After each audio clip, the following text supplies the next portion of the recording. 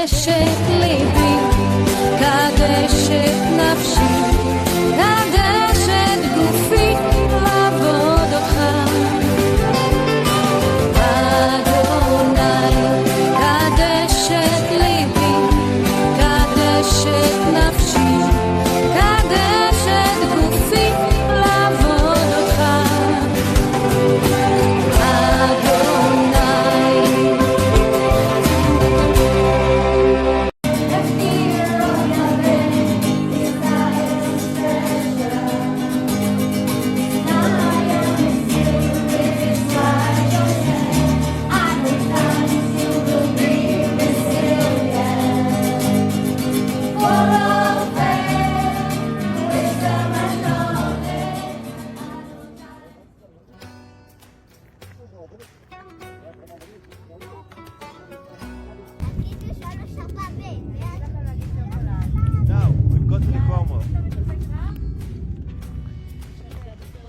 This one. So this is a British one. Cromwell sounds British. Yeah. So the Cromwell is a British tank from the Second World War. Now, I told you that in the Independence War, all of the stories of how the tanks got to us, it's fun. Some of them funny stories, some of them are very brave stories. How these tanks got to us. In 1948, also a few months before the British Army left, there were 4 British soldiers here. British soldiers that really supported the Jews. They wanted them to have a state. They supported us. They wanted us to have a state. They wanted to help us. Okay. Even there's story that one of them fell in love in a Jewish woman here in Israel, and he wanted to show her. 2 of them left the plan. They left the plan because of fear. Okay. They got afraid that if they get caught, in a good case they go to jail. Okay, so they left the plan.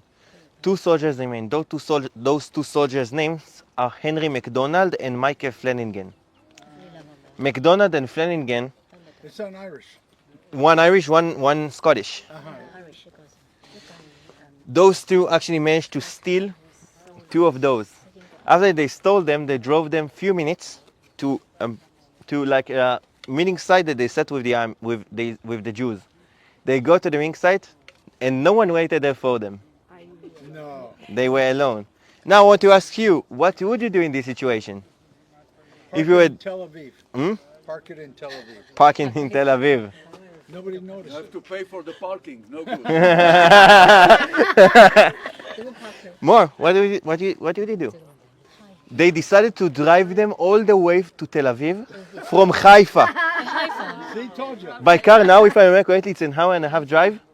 Yeah? Today, Haifa to Tel Aviv, 1.5 drive. 100 kilometers. Especially on the time. And they did it on the main road. That's how those times go to us. Now, one more thing about the Cromwells. I would like you to take it and show everybody the symbol of the Israeli armored corps.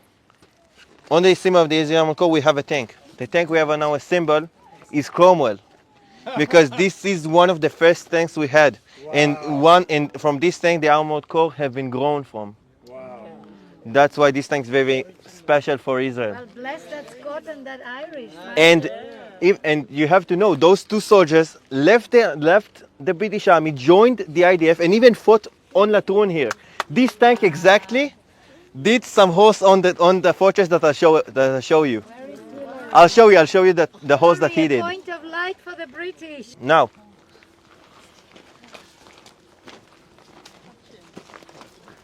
I did something. I want you to guess how much people fit in this little one. 2. 2. 3. 3. 9. 3. 2 crew members. There is a commander and a driver. The commander is doing a 3-man job. Honey, that's ours. I know. Now, this is the Hotchkiss. It's a French tank from the Second World War. As you can see, the French tanks are very, very small.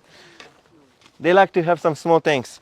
Its only weight 11 tons. Its firepower is 78 firepower. Wow. My car now has more. Now, I want to tell you a story how the Hotchkisses got to us. In 1948, after Israel had been made a state, Israel had just those two tanks, and Israel needed tanks really, really badly. So how we've got those tanks? In 1948, we've bought 10 of them from France. Unfortunately, those days there was an embargo. You know what's an embargo? Like today also. Like today. Yeah, All the days are yeah. back. So how those tanks got to us with the embargo? We've put them inside containers with a lot of onions. I love it. The onions inside stink the whole container. Nobody wanted to open Yeah, nobody wanted to open it. Everybody that needed to check those containers smelled the onions. That's how this tank got to us. Unfortunately, only 5 of them actually worked. So imagine, this was the armored core at the Independence War. Not a lot of Shermans, 2 Chromas, 5 Hotchkisses. That's what we have. That's what we had, and now we have 3 main brigade of tanks, 1 more brigade of advanced training and basic training, and 7 reserves brigade. That's what we have now. And all the Arab nations coming against us. And Yeah. that is the equipment we had. Yeah.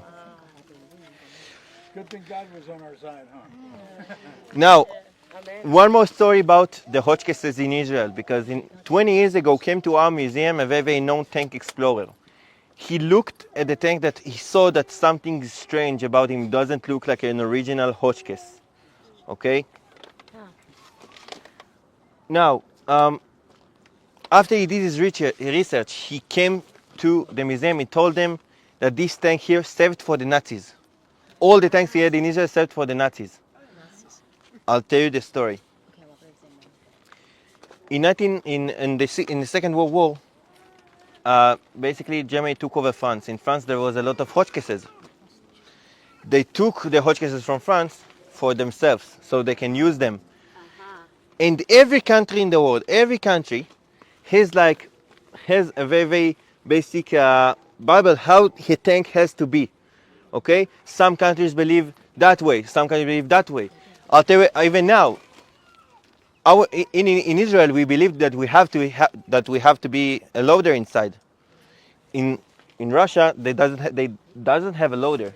Every country believes different. So after Germany took the tank, they changed it. They changed it because they wanted the tank to be on their side. Okay? You see the commander's place? Originally it's circle. Here it's been cut in half. That's the change that the Nazis has done. The commander? The commander's place here, originally it's circle. It was like a kippah Yeah, it was like a kippah. on the top. And the Nazis took it and they have cut it in half. Don't like keepers. That's the change that the Nazis have been done. And the museum came here and do a little like this, and they noticed a Nazi sign was a swastika with the number of the tank. And you know the Hotchkisses served in Auschwitz and all those places, and they killed Jews. And after the war, Jews used them use those Hotchkisses for themselves, for the independence. That's about the Hotchkisses. Wow, that's called holy revenge. Yeah. Yeah, that's holy revenge. Now, from this little guy, we move to much smaller guy. Well, just remember because it's a French time. So now I want you to say with me which times we've been it. The first times we've been was Yom Kippur War, then 6 Days War and the Sinai War, now the Independence War, and now we got to today. This is the Merkava Mark IV. This is the tank we have today in Israel, and those tanks are the tanks that served today here, that I served in during my service. Okay? Now, In the first tank, you remember that the weight of the tank was 49 tons. Here is about 65 to 80 tons. The power of the engine, there it was 750, here is 1500 horsepower. That's more like it. Yeah. Now, the speed of the first tank was about 30 to 40, here is about 60 to 70. Whoa! That's fast. Now, the cannon here is 120 millimeters. The 3 machine guns are one up top, and I'll show you the other 2 when we'll get on the tank. It looks pretty mean. Okay? Now, his protection. What was the only protection in the first tank? I'll show you those Those plates. those that you plates, put there, those reactive plates. Here, the tank is protecting himself different. The plates now are only on the sides. The other protection is at the back. Let's go. I'll show you the back.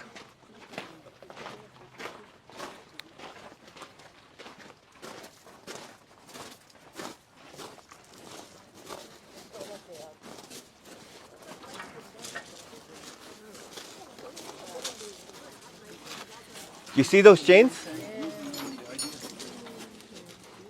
Those chains are protecting the most vulnerable place that the tank can hit by. You see this huge room here behind it? This is the connecting place between the hull and the turret. This is where they're connecting those two parts. Inside the boss we have explosives as well, but those explosives job is different. Those explosive job is to deflect the explosion, here it's to create the explosion. When a missile goes to the tank, it will hit on the boss and explode on them, and not inside. On, Back to sender, right? yeah. Like a curtain. Yeah, that's how those bows work, and this is also an Israeli invention. And in the name of it, it's funny. It's the hair of Shulamit. That's the name. The hell of Shulamit? Hair. Hair. Here. Sarot Shulamit. Now, one more protection of the tank. You saw that all the tanks here that I show you was just 2 huge pieces of metal, one down, one up. If one of the parts got hit or damaged, maybe half of the tank has been destroyed. Here the tank has been built like a Lego. There is a lot of pieces just like Lego, so if one of the parts got hit or damaged, just take it out, put another one. Wow, that's brilliant. Its job is to make sure that the tank will always be clear to fight. Now, one more protection of the tank, and this thing makes the tank the best tanks in the whole world. You know what's an iron dome, right? Of course. In the tank we have an iron dome of itself. Whoa. I'll explain. Laser? I'll explain. This system, in Hebrew we call it Meil Ruach. In English it's trophy system. The trophy system is a special system that Israel has been created. It's a system that sees anti-tank missiles that has been fired on the tank. It sends to it 3 metal balls. Those metal balls hits the missile and it explodes before it even gets to the tank. You remember, all those protective shields are in reactive shield. It hits the tank, but it doesn't get inside. With the trophy system, it doesn't even get hit the tank. This is a huge advantage of the tank, and this is the protective and most protected tank for the crew members in the world. Now, you see the door here? Yeah. Trap door. So, this is a very, very unique thing just for the Merkava. As you can see, there's no engine at the back. The engine is the front. Don't worry, this tank doesn't get parachuting. But the engine is the front because one thing. In Israel, we believe first our soldiers, then the tank. This is the philosophy of building the tank. Yeah. Tal, the general that was behind the developing, he says the main thing to protect the crew. We can replace the engine, we can replace the tank, but the crew, the people are more important. So we put the engine ahead, it's more protection for the crew. I'll explain why. Because most of the time the enemy tries to shoot up front because they try to hit the cannon. Exactly. Okay? And when you put the engine at the back, you put the crew members up front. Right.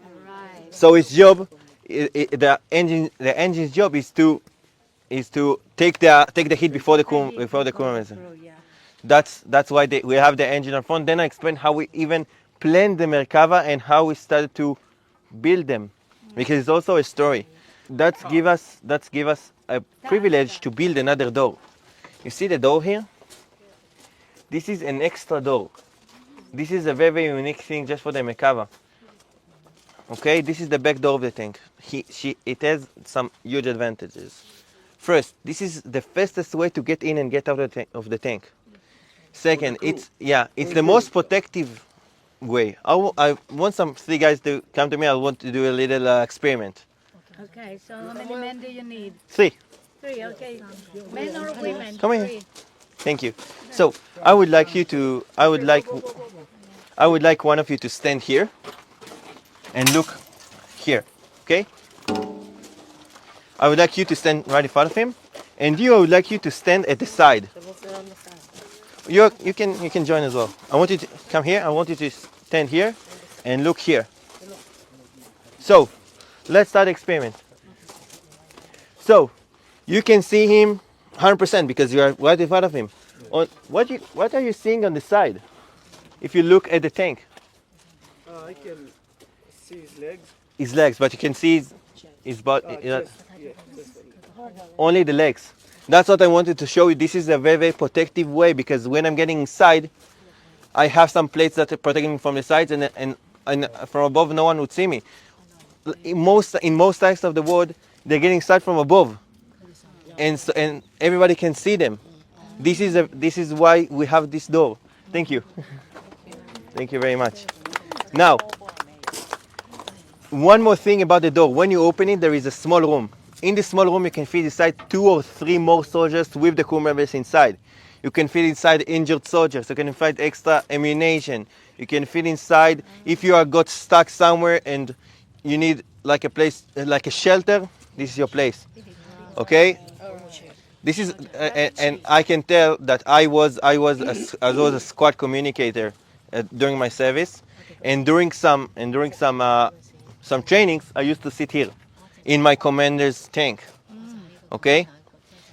It's also a very, very nice place to sleep, because they have you can actually lay down. One more thing about it, if you didn't know, there was one thing that Israel has done in Gaza now. They rescued some hostages and they put them here. Oh yeah. Yeah. Smart. Yeah. Now, one more thing about this Merkava. You remember that all the shells were on the ground? Yeah. Of the first tank. You remember being a loader, and you lift them up and then loads it. You need to take up a second. You finish your service with an injured back. Here it's different. Here we have a loader, as I said, but his job is much easier. He has like a vending machine of rockets. He just choose which shell he needs, and the tank is serving it for him. He just take it out and loads. That is his job. Now we have lowered the number of shells. Why? At the first tank I talked about, they have to shoot few rockets until they actually hit the targets, because they didn't know the range, they didn't know everything. Here the tank sends a laser. The laser goes back and tells the gunner everything he needs to know. Wow. Every crew member in the tank has like a mini computer with all the information he needs. Wow. Even on those tanks has AC as well, air conditioning. So they all want to serve in this. Yes. We call it a learning tank. Because after shooting, the computer take all the data, and the next shot will be implementing the data of the first one to make it more accurate, more chances. When you hit the 4th, the 5th, the 10th, more chances that you hit in the first one. Powerful. Who else has the Merkava tanks besides Just Israel. us? Just Israel. Don't sell them to anybody. I wanted to introduce you to General Israel Tal. His nickname is Talik. Talik, that's his nickname. He was a general in the Israeli Armored Corps. We call him in Israel the father of the Merkavas. He's the father of the Merkava tanks. I'll explain the story how we built those Merkavas. In the 1960s, Israel have planned to buy new tanks, new British tanks that they name are chieftains. The chieftains were really really modern tank for those days. It was also a new one. Israel never had a new tank, and Israel really wanted the deal really badly. Even two tanks came to Israel, and they had some trainings here. Now, as you know, we are Israel. There was an embargo on us, and the deal has been cancelled. Okay, so he came to the government. He told them, "Let's build a tank of our own. We don't need everyone." That's it. That's how we started to create those Merkavas. And Israel held a record for the fastest country in the history to build a tank. From a tank that never had a tank, we've built a tank in 10 years. From 1969 to 1979, we've created those tanks. Okay? And in 1979, we had our first tank. And as you can see, we've upgraded them to the second one, third one, and the fourth one. And now we have the best tanks the best tank in the world. Okay, and now we can tank that was an embargo on us. Yeah, exactly. Yeah, this is about Israel Tal. But he said something important. I think Yeah. wasn't he that gave the slogan Yeah, to the tank divisions and to the armor? He said the human being, the man, well, can be a man or a woman, right? The man in the tank is the one that will succeed in having the victory, not the machine, the human, the man. you know himself. there is also one big slogan. The place that the trucks will stop. This is where the border will be. I want to show you where was the border. Come here. So this is the wall of names. Okay, this is the most important place in our museum. We even call it the holiest place in our museum. I want to look at the tanks first. You see that all the tanks, the cannon have been raised in about 45 to 60 degrees. You see it? That's how a tank salutes. So all the tank here salutes to them, for the fallen soldiers. Okay. Now, as I said, here on the wall we have 5,105 names from the war that goes on now until the Independence War. Okay, on a chronological order. Do we have people from the Iron Swords? Yeah, he said Yeah. The last war from the last. Yeah. I'll show you. I'll take you to it as well. You see that all the names have been separated by a dot between them. That's how we show that everybody is equal. No one is different. No one is different. You can see here brigade commanders and people just joined the army in the same side. Now, the wall itself is in a silver color. Why? Because in Israel we have a poem. This poem is called the Silver Plattern. The Silver Plattern means, the poem Silver Plattern means that we didn't got our Jewish state on the Silver Plattern, just take it. right. We fought for it. Unfortunately, until now, we have to fight for our country. Okay? What we want to show here that they are our Silver Plattern. Because of them, we are now here. That's right. Now, on the wall, you can see 11 times that we have two names without a dot between them. We have an end. This letter is Vav. Vav means end in Hebrew. So, that's how we show family members that died at the same war. Those two brothers, Asher Sidrer and Naftali Sidrer, died at the same day, at the Yom Kippur War. And even you can see we have from all regions. Here we have Muhammad, and here we have Yaron, a Muslim and a Jew.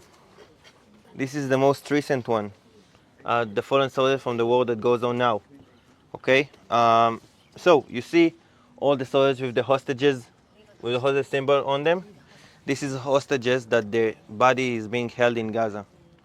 Okay, they died and here you can see them. Now, I took you here because I want to tell a story of a friend that's here. This guy here, Tuval Yaakov Tzanani. I want to talk about him because he was a friend of mine. I'll explain about this story. Tuval Yaakov Tzanani was a gunner. He was a tank gunner in Battalion 53 in Brigade 188. We've joined the army together in March 2022. Okay, we've joined together to Brigade 188. Okay, after 3 months, we have been separated. I went to be a squad communicator. He went to be a gunner. Okay, I finished my course as a squad communicator. I went to Battalion 198. He got to my battalion. He was in my squad. Okay, for 4 months he was in my squad as an advanced training gunner. He was in my squad, and unfortunately he died now in Gaza with his commander and his gunner.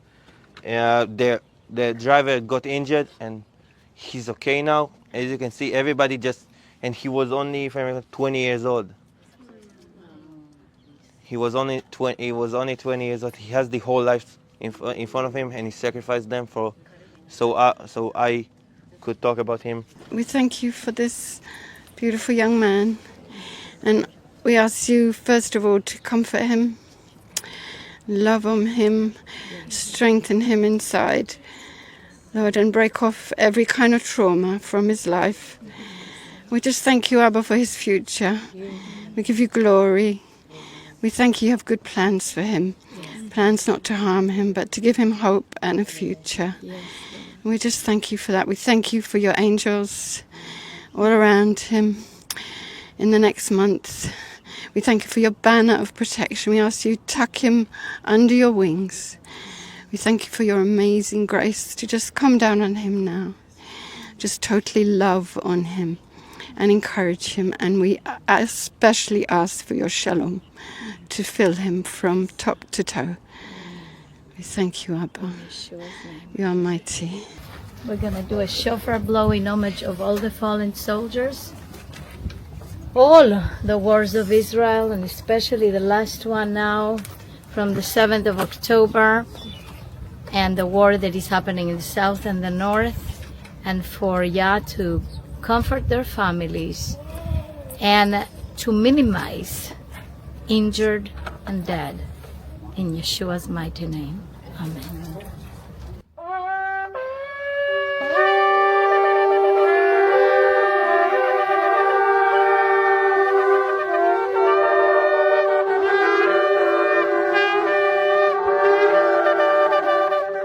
Shema Israel Adonai